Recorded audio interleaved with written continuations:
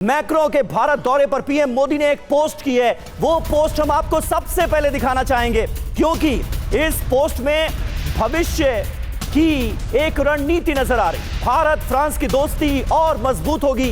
दुनिया की प्रगति में भारत और फ्रांस का जो योगदान है उसे याद दिलाया गया है प्रधानमंत्री की इस पोस्ट में, और बताया गया है कि भारत और फ्रांस के रिश्ते नए मकाम पर जाने के लिए तैयार हैं।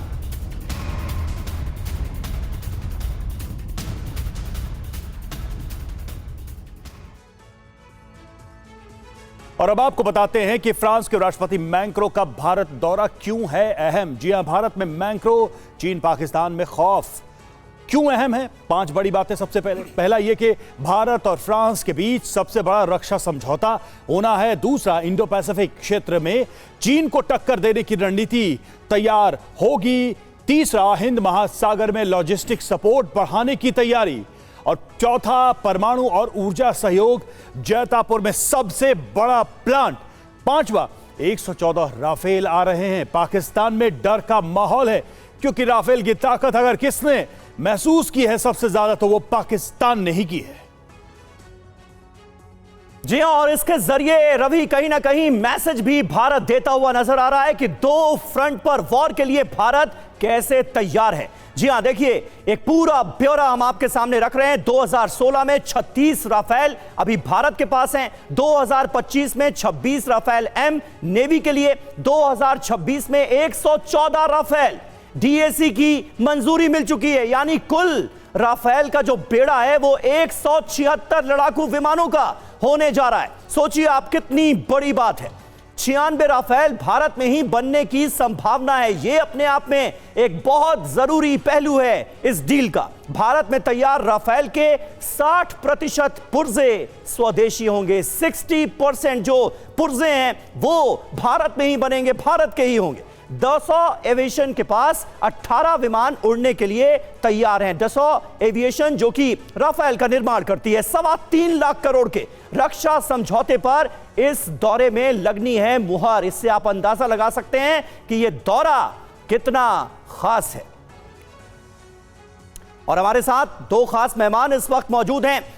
सबसे पहले air vice marshal OP Tiwari ji, मैं आपसे जानना चाहूंगा, 114 राफेल मिलने जा रहे हैं। राफेल का जो बेड़ा है उसमें विमानों की संख्या बढ़कर 176 तक पहुंचने वाली है और भारत और फ्रांस के बीच होने जा रही है यह सबसे बड़ी डिफेंस डील। प्रैक्टिकल तौर पर, जमीनी तौर पर इस डील का कितना बड़ा फायदा हमारे देश को मिलने वाला है? समीर, देखो जिस तरीके से मॉडर्न वॉरफेयर चल रहा है उसमें किस एयरक्राफ्ट की रिक्वायरमेंट है, मिसाइल की रिक्वायरमेंट है, ये मैं बाद में आऊँगा। पहली बात राफेल की बात करूँगा कि ये तो फैक्ट है कि हमारे जो स्क्वाड्स बहुत पुराने हो चुके हैं। काफ़ी स्क्वाड्स मतलब MiG-21 के फेज आउट कर दिए, तो नंबर है रिड्यूस टू 33, नंबर 42 से 33 हो गया। लेकिन ये भी वास्तविकता है कि आज के मॉडर्न वॉरफेयर कंसिडर करते हुए ऐसा नहीं है कि हमें 42 स्क्वाड चाहिए। 42 स्क्वाड तब चाहिए था कि जब हर वॉर में 2-3 स्क्वाड खत्म हो जाया करते थे, इतने एट्रिशन इतना होता था कि इतने चाहिए थे। लेकिन आजकल के उसमें स्टैंड ऑफ वेपन से फ्लाई करते हैं। हमारे एयरक्राफ्ट बॉर्डर क्रॉस करेंगे नहीं, 100 किलोमीटर पहले से ही फायर कर देंगे। लेकिन सिंस कंसीडर करते हुए कि 2 फ्रंट है, चाइना और पाकिस्तान, तो ये इसको कंसीडर करते हुए कुछ नंबर हमें अत्यंत आवश्यकता है। बिफोर आर्म का अपना जो स्वदेशी जहाज है ऊपर लाइन में आए और बने, उसके पहले एक आवश्यकता अवश्य थी, ये सरकार ने पूरी कर दी है। ये डील एक बताना चाहूँगा कि 136 एयरक्राफ्ट की डील 2014-15 में भी फाइनलाइज हो रही थी, लेकिन किसी कारण बस रुक गई थी। अब ये हमने खाली फ्रांस से ही किया है। खाली यही डील नहीं है, मेन समस्या ये थी हमारे पास कि हमारे जो वेपन्स हैं, हमारे जो नेविगेशन सिस्टम्स हैं, हमारे सेंसर जो हैं वो ज़्यादा एडवांस्ड है। हमारे इंजीनियर्स इसमें आगे चले गए हैं। इसमें मिराज ने हमें परमिशन नहीं दी थी, हम इसको फैक्टर इन नहीं कर पा रहे थे। तो इस डील में जैसा कहा जा रहा है कि 60% सामान स्वदेशी लगेंगे, तो ये जहाज होगा तो 60% स्वदेशी होगा। बिकॉज हम खाली इंजन बनाने को छोड़ के बाकी एविएशन फील्ड में हम काफ़ी आगे बढ़ चुके हैं। अब अगर इन्होंने सैफ्रॉन ने हमें राइट टेक्नोलॉजी दी तो हम इंजन बनाने में सफल होंगे। प्लस इसका एक फ़ायदा और होगा कि हमारे पास फ्रांस के पहले मिराज 2000 थे, फिर इसके बाद ये राफेल आ गए, तो एक प्लेटफॉर्म मिलेगा उस इंजन को टेस्ट करने के लिए। अब जब तक हम इंजन की एक्टिविटी में आगे नहीं बढ़ पाते हैं तब तक हम इनके ऊपर डिपेंडेंट होना अत्यंत आवश्यक है। प्लस इतने जहाज बहुत जरूरी है कि 2 फ्रंट वॉर्स फेस करने के लिए। तो भविष्य में क्या मजबूरी होगी, कैसे होगा, इसका हमें उस समय रुकना नहीं पड़ेगा, हमें हमेशा तैयार रहना पड़ेगा। एक तरीके से भविष्य को देखते हुए भारत की शक्ति को बढ़ाने का निर्णय होगा। लेकिन शैलेंद्र सर, क्या सिर्फ इसको एक एयर पावर के फ्रेम में देखना सही होगा। मतलब ट्रेड एंड टैरिफ की डिप्लोमेसी का एक प्रेशर चला, फिर भारत ने मदर ऑफ ऑल डील की यूरोप के साथ, अब फ्रांस के साथ ये डील हो रही है। तो इसके अगर बड़े लार्जर पर्सपेक्टिव में इसको देखने की कोशिश करें तो आप फ्रांस के साथ हमारे इस गठबंधन को, इस संबंध को, व्यापारिक समझौते को कैसे देखना चाहिए? जय हिंद, नमस्कार रवि। बड़ी सीधी सीधी बात करेंगे। आप लोगों ने कहा कि राफेल आने से पाकिस्तान की रीढ़ की हड्डी कांप गई है, टूट गई है, पता नहीं क्या हुआ है। मुझे नहीं लगता उनकी रीढ़ की हड्डी टूटी है। उनको ना जब राफेल इस्तेमाल किया गया था तो उनको एक मेंटल और फिजिकल पैरालिसिस आया हुआ है, वो एक खौफ आया हुआ है, एक दहशत आई हुई है, और उस दहशत को पाकिस्तान ने सहा है और चाइना ने ऑब्जर्व किया है, क्योंकि पाकिस्तान उसकी लेबोरेटरी है।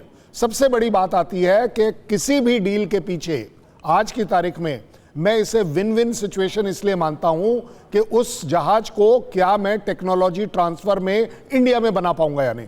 नंबर गेम चलता रहेगा, लेकिन ज्यादा बड़ी बात यह होगी कि अगले 10 साल, 20 साल, 40 साल में हम क्या करने वाले हैं, जिस टेक्नोलॉजी को हम एब्जॉर्व कर रहे हैं। उससे भी बड़ी बात होगी कि ट्रंप टैरिफ जो है वो अपने आप में आप देख रहे हैं कि डाइल्यूट होना शुरू हो गया है, और उसका सबसे बड़ा रीजन है कि mother of all deals European Union Bharat के साथ खड़ा दिख रहा है।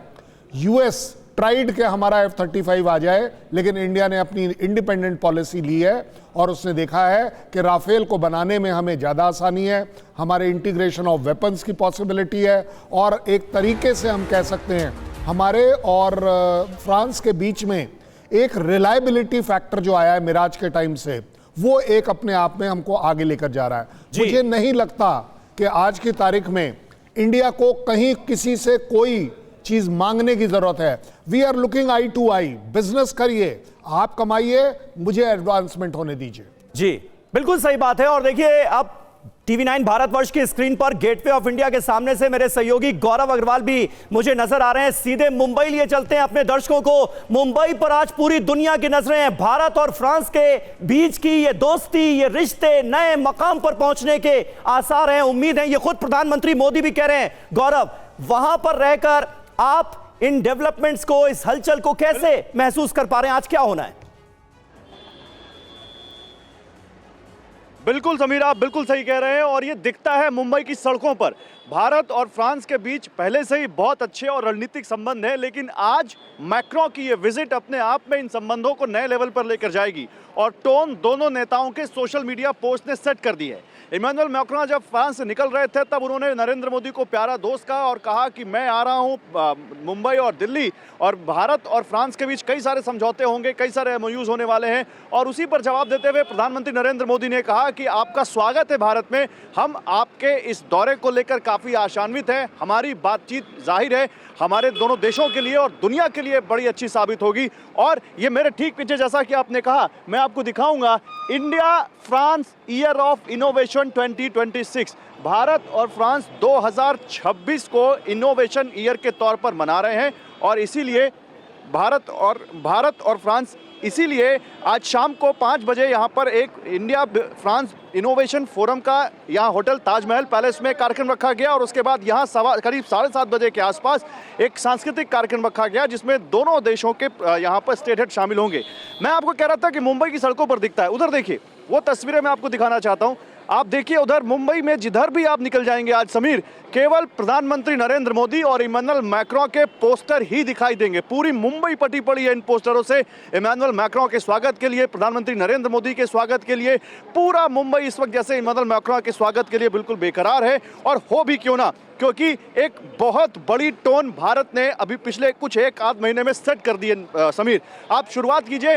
जैसे भारत ने यूरोप के साथ mother of all trade deals की, अमेरिका को अच्छा नहीं लगा। उसके बाद भारत ने अमेरिका के साथ ट्रेड डील की और अपने जो पड़ोसी हैं उनसे कम दर पे की। और भारत ने रूस से तेल खरीदने को लेकर कभी अमेरिका की हाँ में हाँ नहीं मिलाई कि नहीं हम पूरी तरह बंद कर रहे हैं। भारत ने कहा कि हम अपने हितों के साथ समझौता, जो हमारे लिए अच्छा होगा हम उसी देश के साथ समझौता करेंगे। और अब देखिए फ्रांस के साथ अमेरिका, रूस के इतने कहा जा रहा था कि अमेरिका चाहता है कि हम उसके F-35 खरीदें, रूस पिच कर रहा था, स्वीडन ने अपने विमानों को पिच किया था, लेकिन भारत आज अगर फ्रांस के साथ गौरव, लेकिन अगर इस पूरे मैटर को एक भारत अपने हितों के आधार पर करने वाला, गौरव इस पूरे मैटर को अगर थोड़ा अमेरिकन पर्सपेक्टिव से देखें, हमने मदर ऑफ ऑल डील की, उसका एक इंपैक्ट तुरंत हमें देखने को मिला। जैसा शैलन सर भी कह रहे थे कि जो टैरिफ चल रहा था वो डाइल्यूट होना शुरू हो गया।